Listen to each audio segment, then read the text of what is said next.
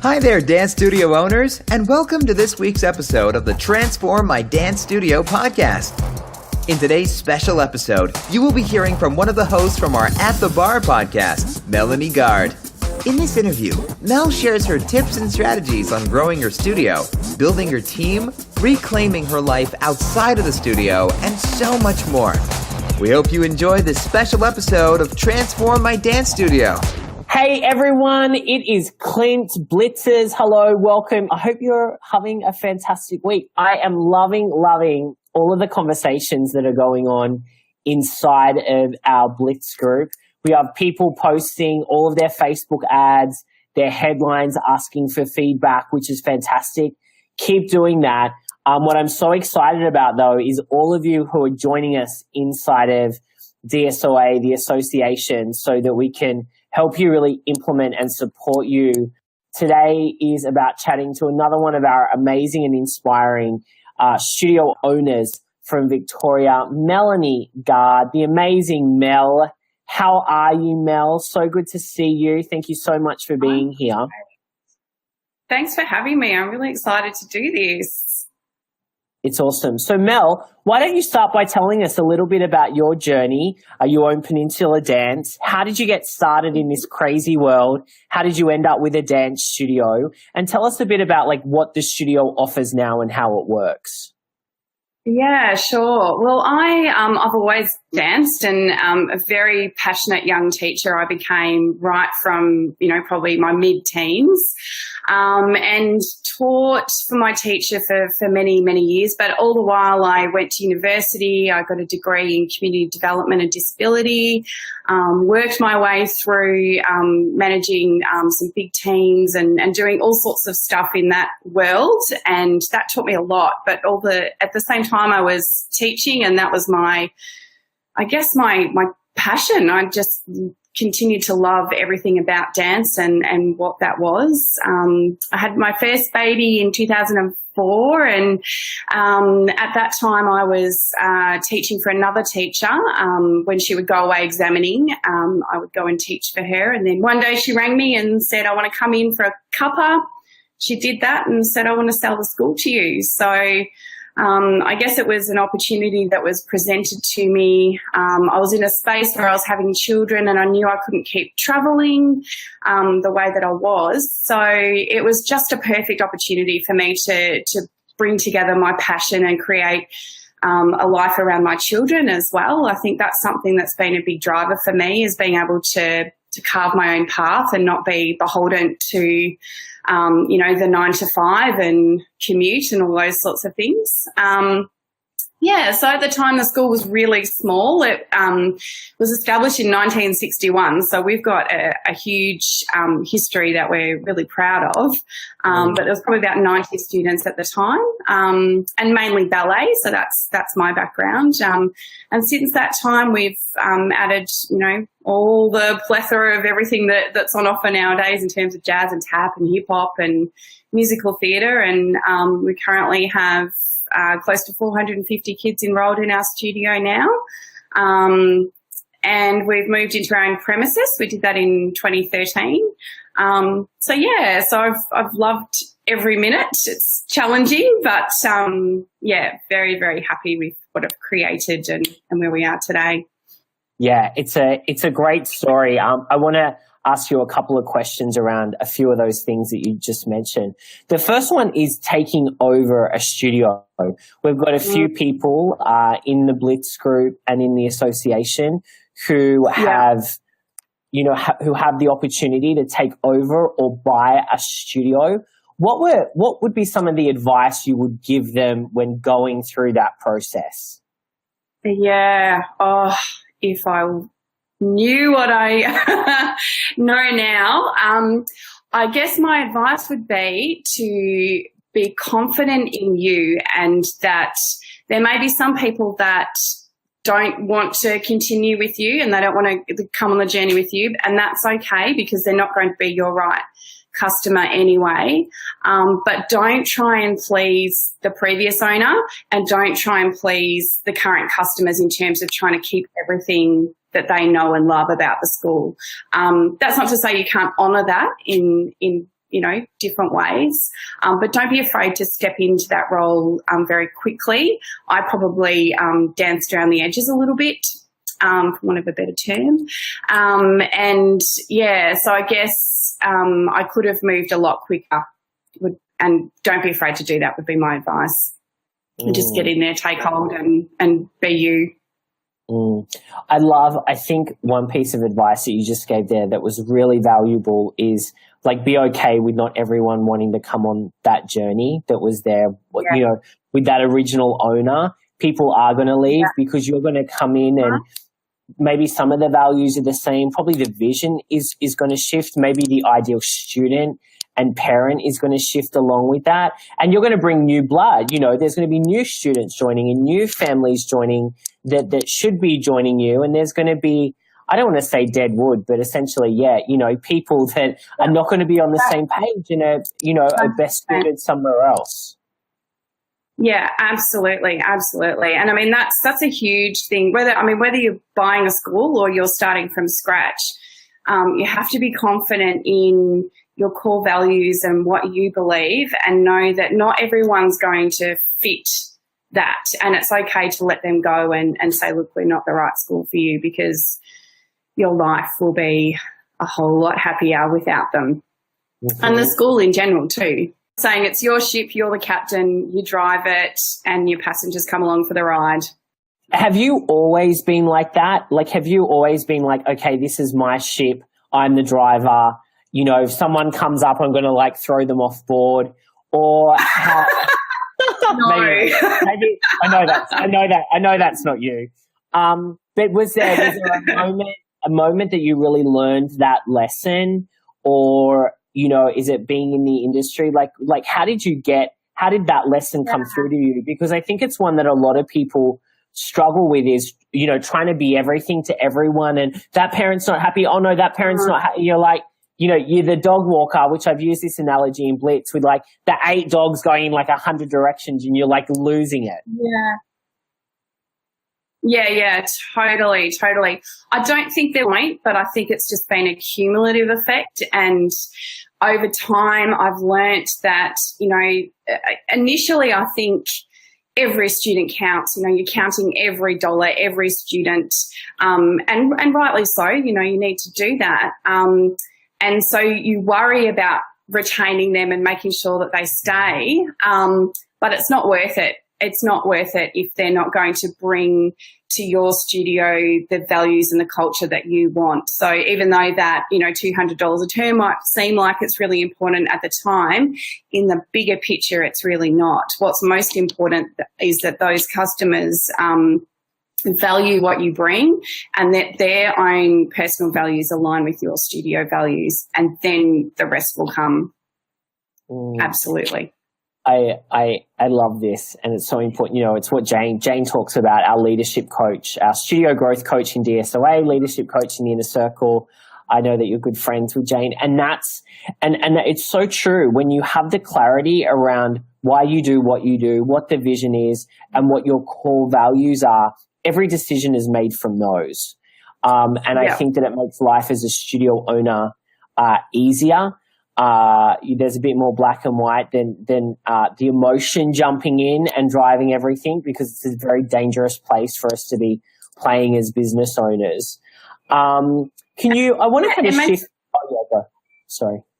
I was just going to say, it just makes it easy when you're really clear about, your culture and your values. When something happens, you can just say to the parent, look, that's just not how we do things around here. And these are our values. Have a look here, remind them where they are. They're all up on the wall and on the website, blah, blah, blah, blah. It's a really easy conversation to have, because it's not personal. It's just about this is what happens on this ship here.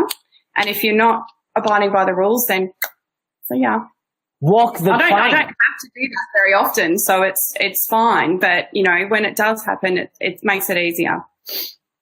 Yeah, it's awesome.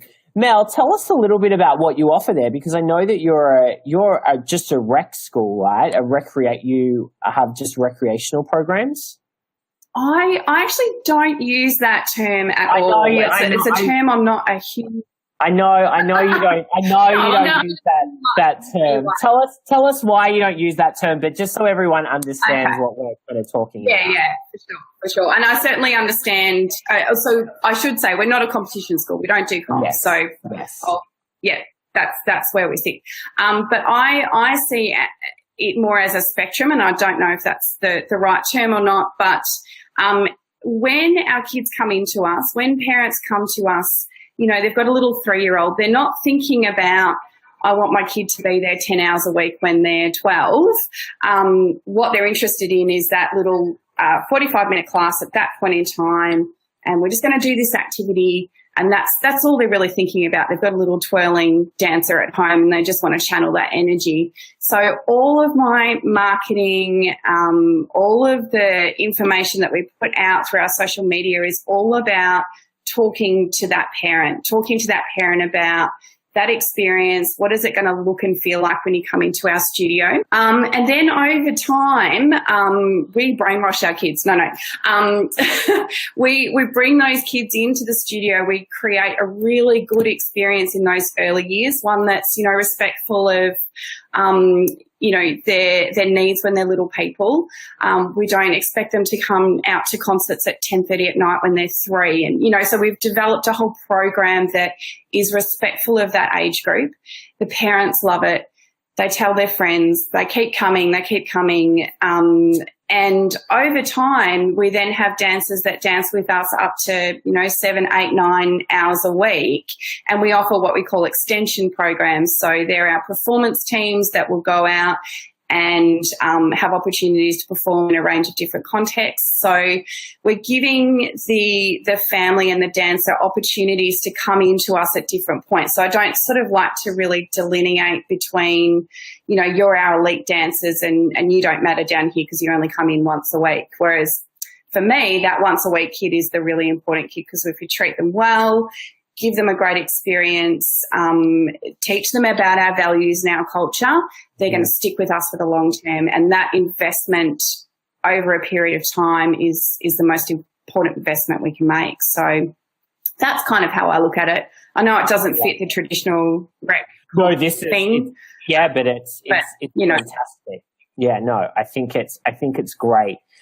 I want to ask you about teachers, because as you have grown, you know, the business, you would have had to bring on teachers. Some teachers might not work. You might need to, as Jane has put here, man overboard. You might have to get rid of them. What have been some of the important lessons you've learned around leadership, and what do you look for in the right teacher for your studio? Yeah, sure.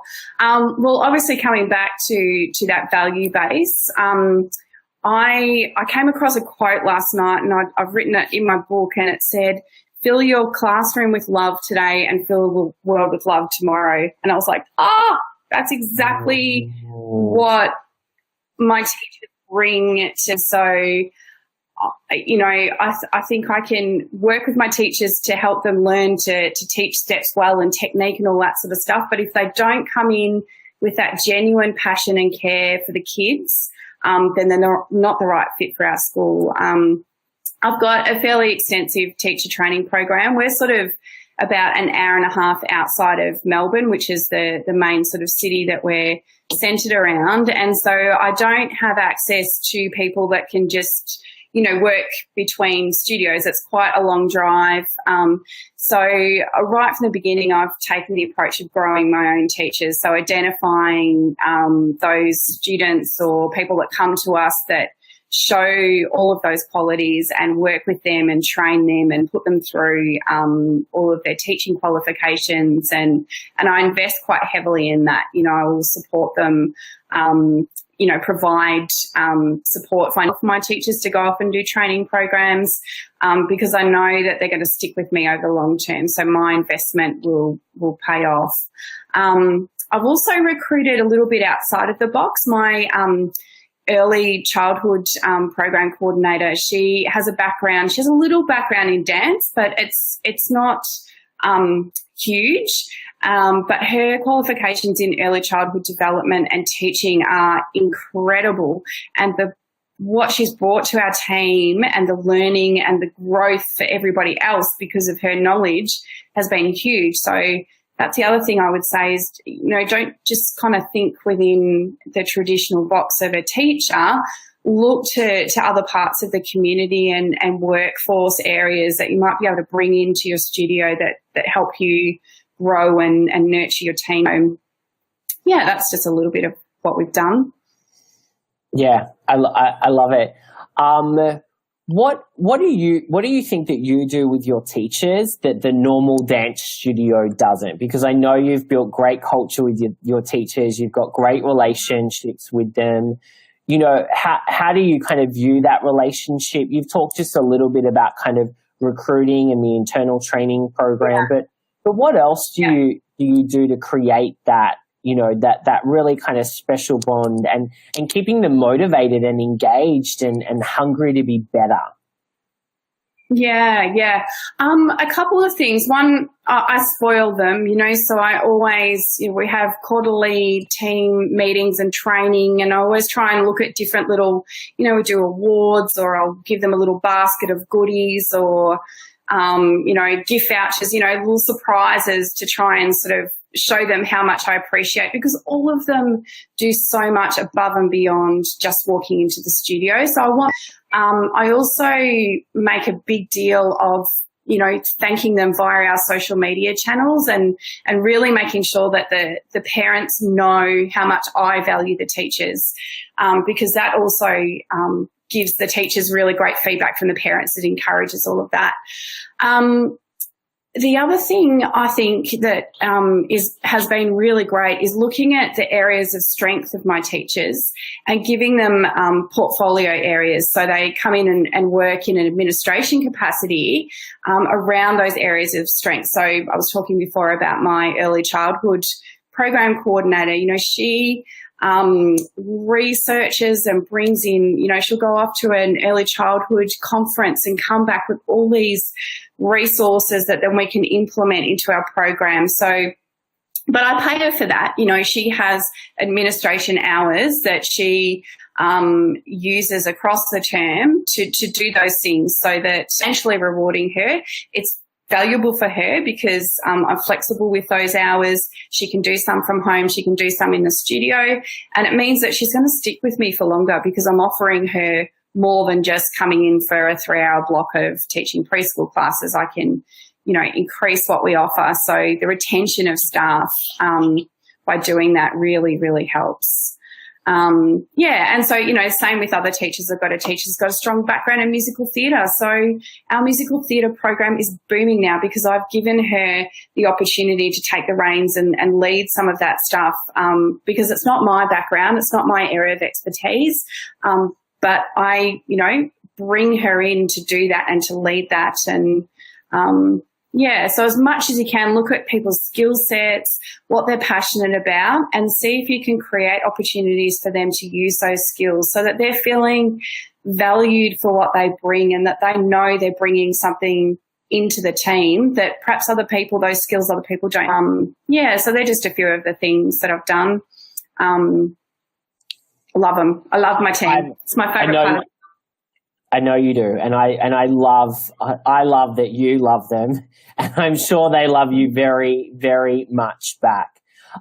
In talking about loving on people, I want to know a little bit more around how you love on your customers and the experience that you provide, because I know that you have great programs that you teach inside of your studio, and you're always working on them and always tweaking and making sure they're the best programs possible. But outside of teaching the dance, the stuff, what else are you doing to create that environment that, people don't want to leave and they want to be there a lot and they love coming to your studio?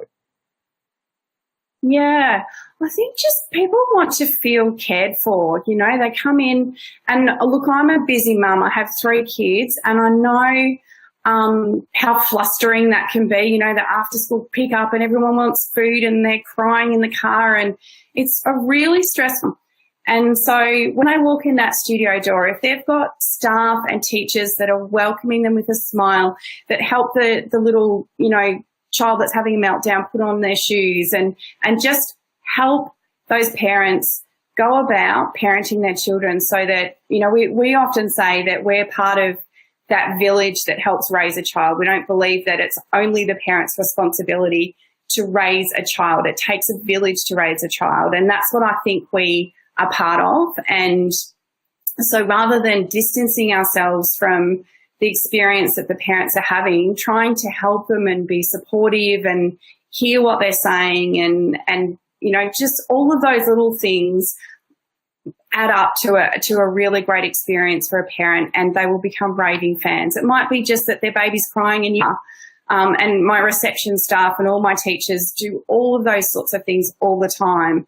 And it makes a difference to how people feel when they come and go from your studio.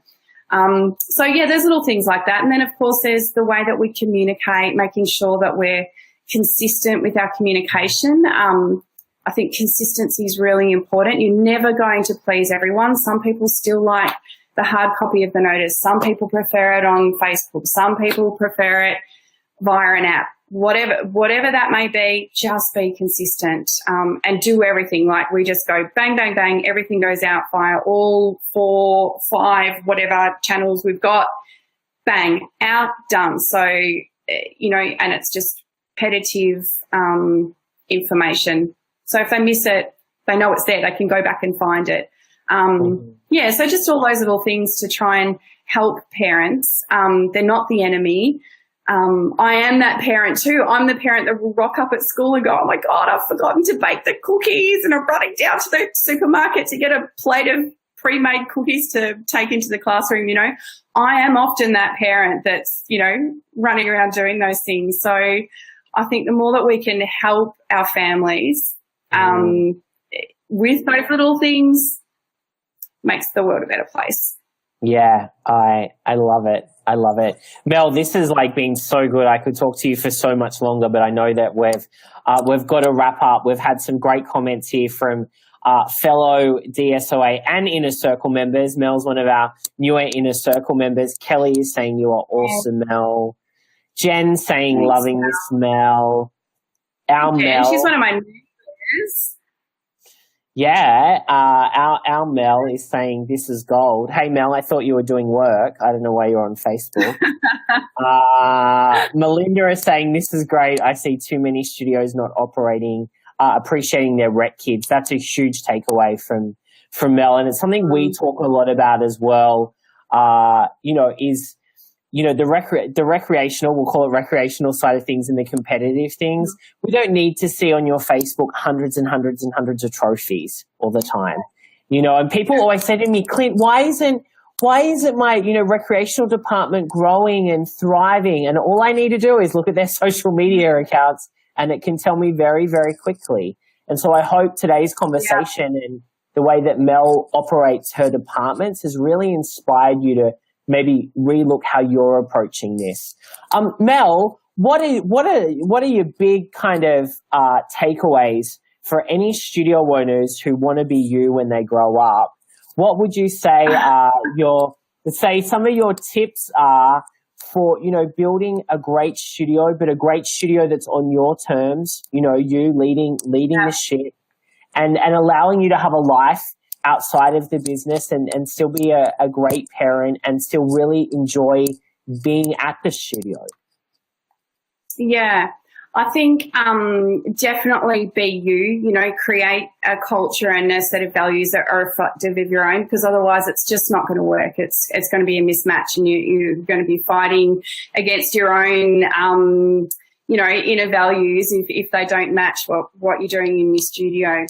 The other thing I would say is that you can't be everything to everyone, and that if you look around in amongst Jen and the people that you've got surrounding you in your life, there are so many people that are much better placed to be doing some of the things that you might be doing. So as best you can, try and offload those things to people that are experts in those areas. Give them the wings to fly, give them the support, give them the framework and, I guess the rules, the way that you want things to happen, but give them the freedom to do that and not, be over them all the time saying, well, that's not how I would have done it, because, that doesn't give people those,